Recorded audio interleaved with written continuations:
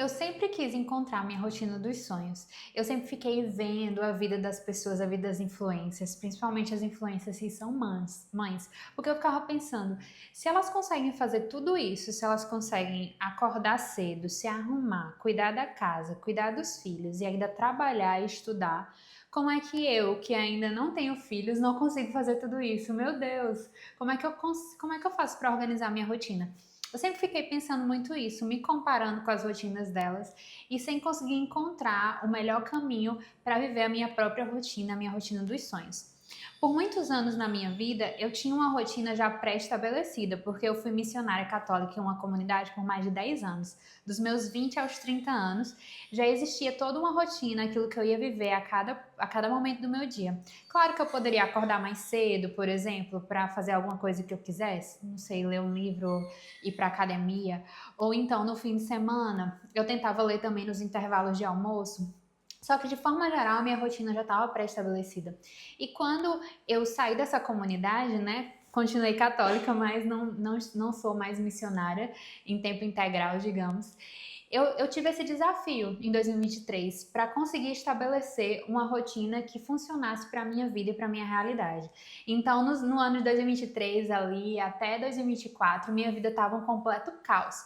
Até eu descobrir alguns sistemas que me ajudaram a organizar a minha rotina da forma que eu queria e que se organizasse de acordo com a minha vida e com as minhas realidades.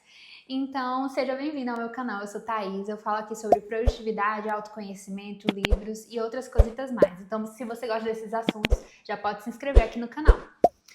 O primeiro ponto de inflexão, né, realmente quando minha vida começou a mudar, foi quando eu conheci o Elton Luiz aqui no YouTube. E aí ele começou a falar sobre muitas realidades de produtividade, de autoconhecimento também, por que não? Porque a nossa produtividade passa também pelo nosso autoconhecimento. A gente não deveria tentar viver a vida daquele influencer que a gente admira. Por mais que a gente admire muito essa pessoa, ela tem realidades e circunstâncias diferentes das nossas.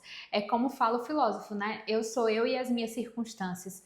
Então, à medida do possível, a gente tem que tentar viver a nossa rotina e a nossa vida como um todo de acordo com a nossa própria realidade, de acordo com aquilo que a gente quer viver, quer construir e quem a gente deseja ser ao fim da nossa vida, né? Inclusive, eu falo muito sobre isso, porque a minha rotina tem que ser construída de acordo com as minhas metas, mas não só aquelas metas de ano novo, aquilo que eu quero fazer em 2026, eu quero conseguir ler 100 livros, eu quero conseguir gravar 100 vídeos no YouTube, eu quero conseguir, não sei, coloque aí suas metas, quero conseguir correr 5 quilômetros ou uma maratona. Não importam essas metas de médio prazo, se elas não estiverem também atreladas às nossas perspectivas de médio e longo prazo. Não adianta de nada eu aprender a correr uma maratona esse ano se o meu objetivo maior não tem a ver com essa realidade de cuidar da minha saúde ou algo assim, ou até mesmo ser um atleta. Então, depois que eu conseguir viver aquela minha meta, aquele meu objetivo, eu vou fazer o quê? Entendeu? Então, a gente precisa atrelar as nossas metas de ano novo e as nossas metas trimestrais ou mensais a um objetivo maior que a gente quer viver de médio e longo prazo, né? Então, a gente precisa aprender a viver isso. A nossa vida como uma realidade que a gente vive, cada ano é como se fosse uma parte daquela meta maior que a gente quer viver. E que ao fim da nossa vida a gente vai ter cumprido a nossa missão aqui na Terra, né? Deus queira.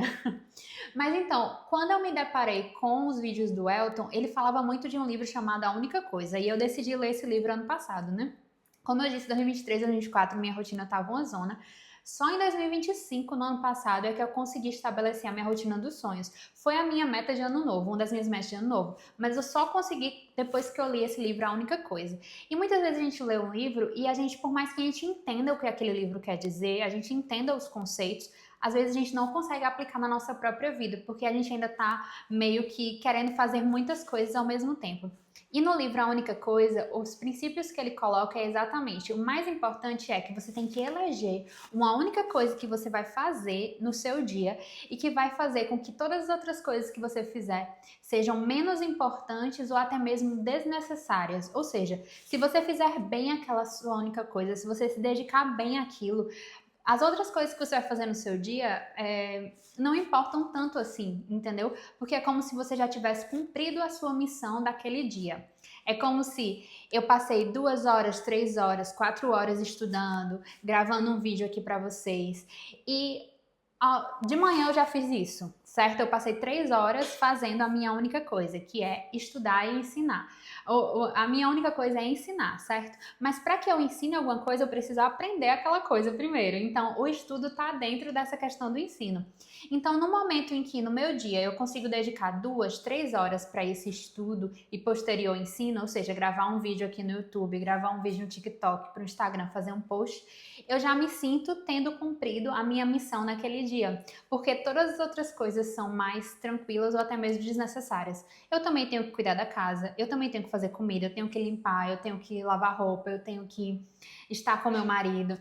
Como eu ainda não tenho filhos, né? Não tenho essa questão de cuidar dos filhos, mas eu tenho que dar atenção aos meus pais. Tem várias outras coisas que eu preciso fazer. Mas nessa minha única coisa que eu elegi, que é ensinar, e claro que a gente, de tempos em tempos, a gente pode ir mudando essa nossa única coisa. Depende da fase da sua vida e das suas circunstâncias atuais, que aquilo vai ser a sua única coisa. Por exemplo, quando eu engravidar e tiver meus filhos, certamente por muitos meses a minha única coisa vai ser cuidar dos meus filhos. Então, se eu conseguir cuidar bem do meu filho ou da minha filha, eu vou sentir que eu vivi a minha única coisa.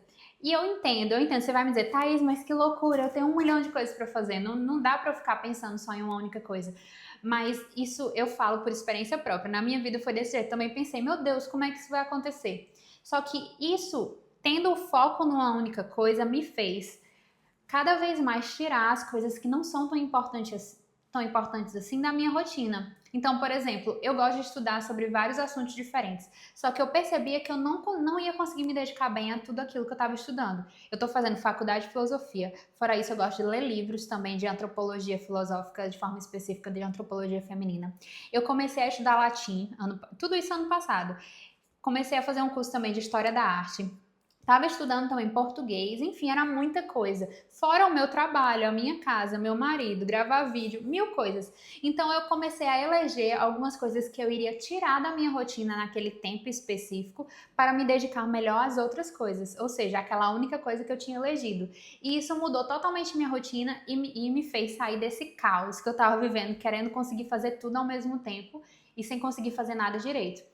Isso também está num dos princípios da produtividade lenta de Cal Newport, que o primeiro deles quer dizer faça menos coisas. Então você tem que saber eleger quais são as prioridades na sua vida. Se você não conseguir viver isso, você não vai conseguir viver nada bem e você vai sempre se sentir frustrada e cansada por não ter dado o melhor de si em nenhuma das coisas que você está fazendo. É como se você estivesse acumulando tarefas e atividades, mas nunca conseguisse fazer nada bem, então você vai dormir à noite e você sente, meu Deus, eu não consegui fazer nada. Mas é porque você não conseguiu fazer nada bem feito.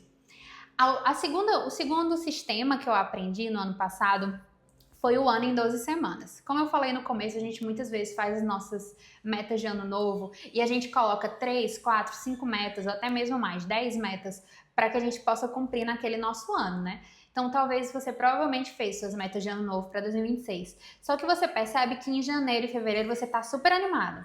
Ao mesmo tempo que tem gente que só começa a tentar ir atrás das metas depois do carnaval, né? Às vezes em janeiro é tempo de férias, você vai curtir, você vai viajar, você vai pra praia. E aí, fevereiro pra março é que você diz, não, agora eu vou atrás de cumprir minhas metas. Só que você já não tá mais tão motivado como antes. E aí depois você diz, já tá quase no meio do ano, eu vou deixar pro segundo semestre. Aí no segundo semestre você diz, tá quase terminando o ano, eu vou deixar pro ano que vem. E acaba não cumprindo nenhuma meta. No ano em 12 semanas, o autor ensina, que foi um livro também que eu li ano passado, o autor ensina que a gente deve dividir o nosso ano em 4 partes de 12 semanas cada. Então a gente vai traçar 3 metas para aquelas 12 semanas. A gente tem que cumprir aquelas 3 metas dentro daqueles 3 meses, daquelas 12 semanas. Isso faz com que você se sinta bem mais responsável por cada dia e cada semana que você vive. Porque cada dia e cada semana que você perde de cumprir a sua meta, você já perdeu muito. Não é a mesma coisa que você ter uma meta de ano, né? A meta do ano de 2026. Se eu deixei de cumprir essa meta por uma semana, por 2 semanas, tudo bem, porque ainda tem mais 11 meses, ainda tem mais 10 meses que eu posso cumprir essa meta. Mas quando você diminui esse tempo para que você cumpra aquela meta, você se sente um pouco mais cobrado todos os dias de uma forma boa, porque você vai dando mais valor ao seu tempo.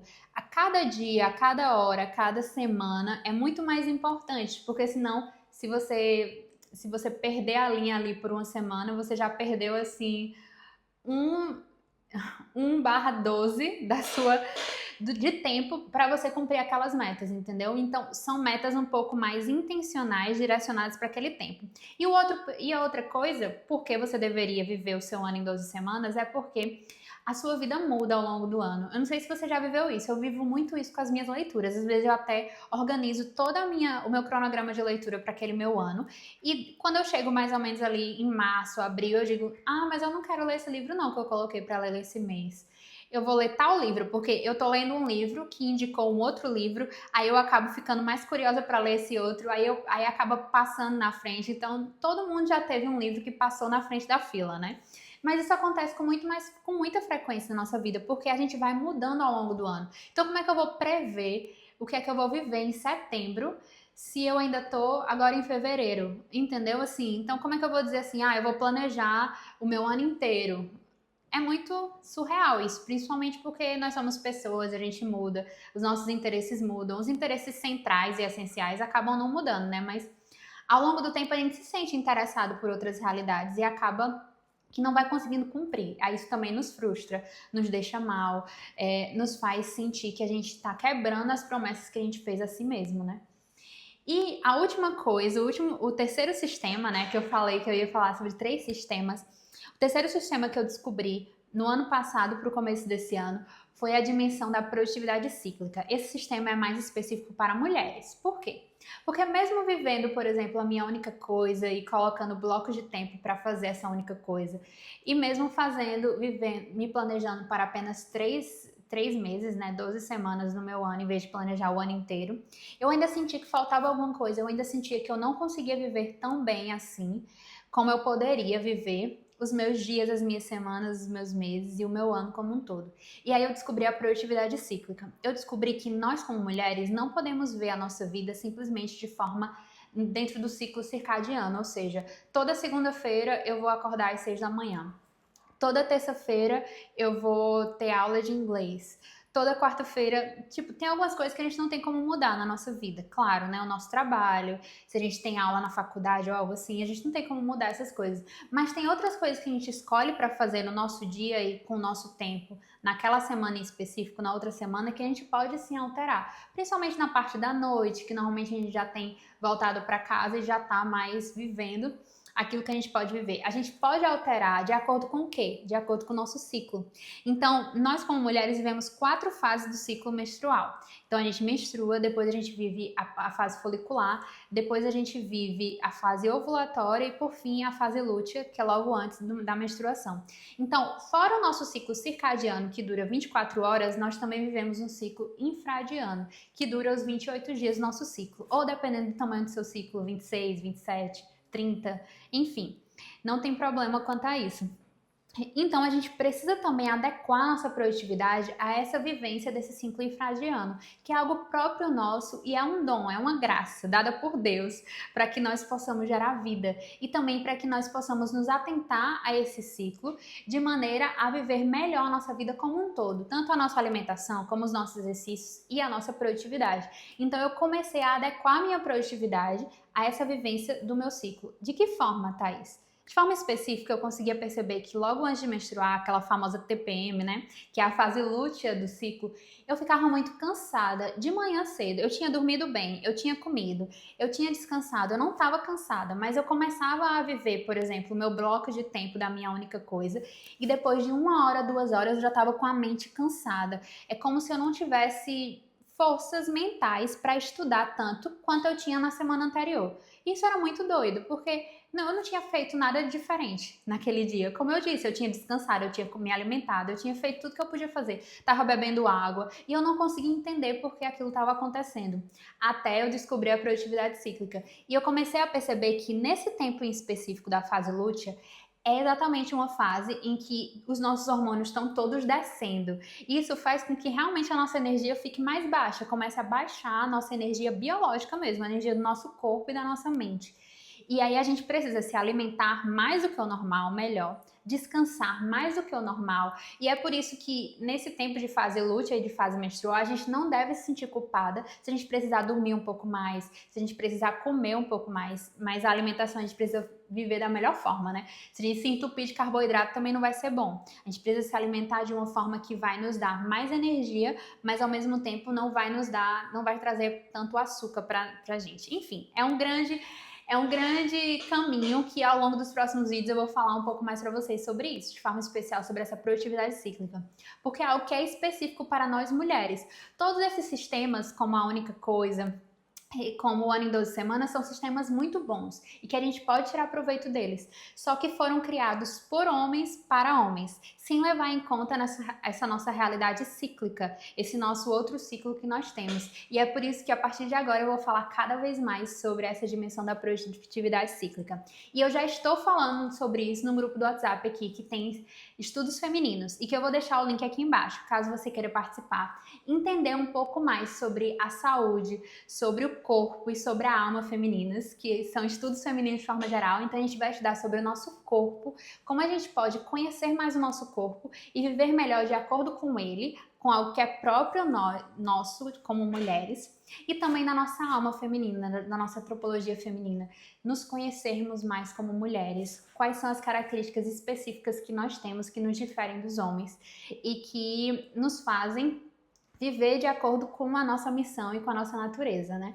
Então, se você quiser saber um pouco mais sobre isso, se inscreve aqui no canal e também entra no grupo no WhatsApp. Todo mês a gente lê um livro sobre alguma realidade feminina e vai ter um encontro para falar sobre esse livro. Então, é bem interessante. Então, eu te convido para entrar nesse grupo. E por hoje é só, eu espero que você tenha gostado desses 3 sistemas que eu fui falando que mudaram totalmente a minha vida e a minha produtividade. E até o próximo vídeo.